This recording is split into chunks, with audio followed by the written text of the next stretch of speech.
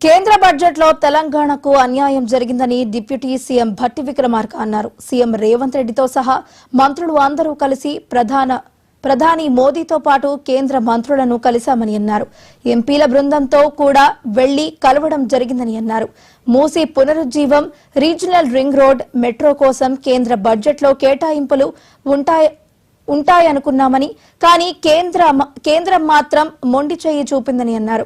హైదరాబాద్ పరిసరాల్లో electronic eco system విస్తరించి ఉందని, కానీ కేంద్ర బడ్జెట్ లో తెలంగాణ ప్రస్తావన మాత్రం లేదని అన్నారు.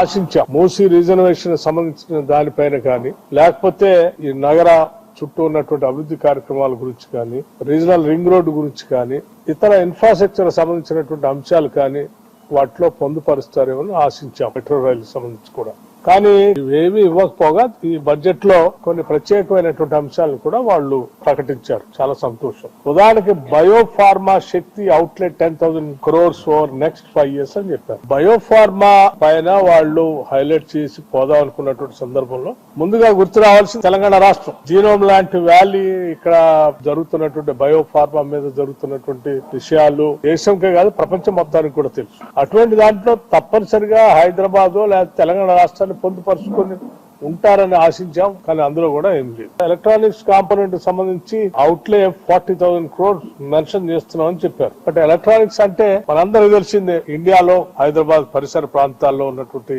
ఎలక్ట్రానిక్స్ సంబంధించినటువంటి ఎకో సిస్టమ్ ఎంత పెద్ద ఎత్తున అభివృద్ధి చెందిందో, ఇంక్లూడింగ్ ఈవెన్ ఎప్పటి నుంచో అనాదిగా ఆనాటి గత కాంగ్రెస్ ప్రభుత్వాల టైంలోనే ఈసీఐ లాంటి దాన్ని హైదరాబాద్ లో పెట్టి ఎలక్ట్రానిక్స్ ని పెద్ద ఎత్తున ఈ ప్రాంతంలో ఒక ఎకో సిస్టమ్ తయారు కావడానికి పునాదులు ఇస్తుంది. ఈ రోజు ఎలక్ట్రానిక్స్ అంటే హైదరాబాద్ అంటే ఎలక్ట్రానిక్స్ అనే పరిస్థితి ఉన్న దాంట్లో ఇవాళ కనీసం అది తెలంగాణ రాష్ట్రాన్ని అందులో పొందుపరుచుకోవటం చాలా బాధాకరం.